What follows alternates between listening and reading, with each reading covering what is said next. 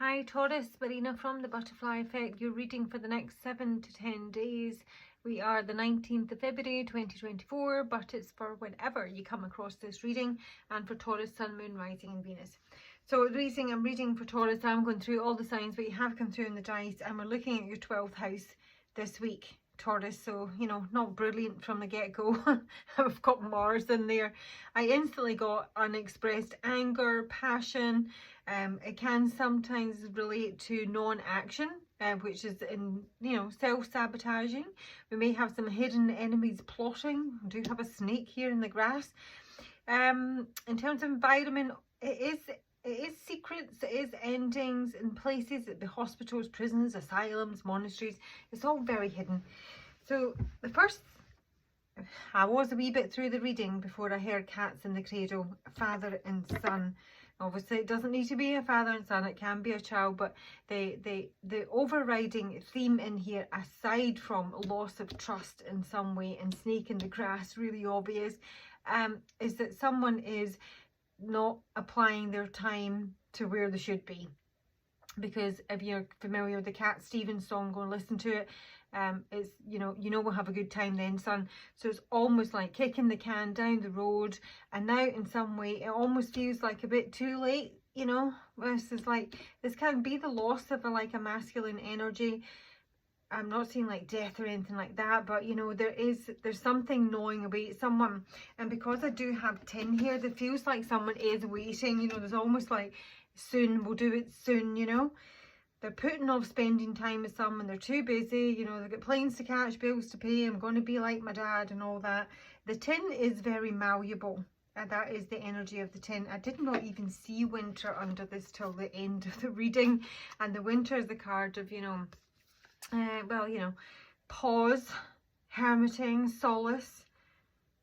I feel be still is really important, because as much as someone is very easygoing with the 10, speaking of malleability, and it's a very positive energy, it's very expansive, it relates to Jupiter. It does have a breaking point, and I kind of feel we're at the breaking point if someone continues to not apply or spend time with, obviously, in simple terms, it's like a father and a child, or a parent and a child, and they have a lot of other responsibilities.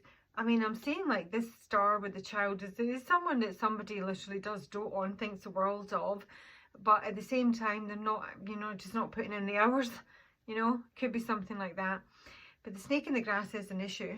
So yeah, the 10, it does have a breaking point. That's important to remember. So if someone is very easygoing and puts a lot, there may be some disappointment here, and they just accept it, and they're like, yeah, that's okay, still, you're still great and all the rest of it. I'm seeing someone who's kind of sad, nostalgic, waiting. The golden rose here is a really nice energy, but does speak of secrets as well, and something that's concealed. Now, it can also be a positive concealment in that we, protect something that's valuable or someone that's important to us. The fox is also speaking of something a bit kind of secretive here. I feel like somebody's kind of holding on. I don't know if somebody has like other distractions or dealing with something else. It might be a sickness, it might just be other obligations, but there is someone else here that needs attention, basically. Okay, so go and have a listen to that song, because it's really, really come through super strong, super strong. Yeah, and I sort of felt this was like some sort of public venting. Now, because we're in the 12th house of enemies and endings, I'm also seeing it as a snake in the grass. There could be some sort of public lie or betrayal here. There's the 5 of Swords. This is leaving the town in shame. The 5 of Pentacles in this deck. So let's have a look for Taurus for the next 7 days. Why do we have the Star and the Child? Wheel of Fortune. So there's something changing there in a very big way. And now we've got the 5 of Cups. Loss, abandonment, emotional betrayal sometimes. And the 5 of Wands. There's definitely something changing here, Taurus. Because it is the 12th house, it might be something that, is not new. We have got Mars, rage, anger, It might be something that somebody's kept hidden, you know, and it's been pissing them off for a very long time, eating away at them with the mice here. This can speak of a loss of virtue, a loss of respect in an elder specifically.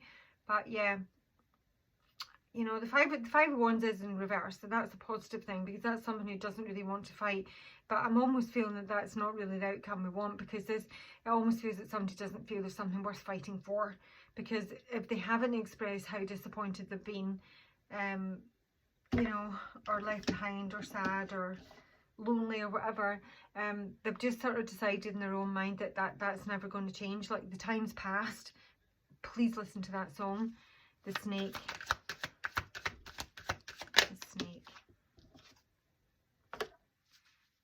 Yeah, Two of Swords reversed, Knight of Pentacles. So it could be a work issue here. You know, this might be something to do with somebody's work environment, or people they work with, and I'm feeling that somebody really wants to take some action and free themselves.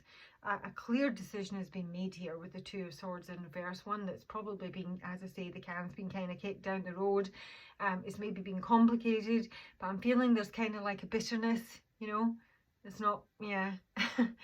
I think somebody wants to do something that, you know, they feel committed to, loyal to, that they feel is worthwhile.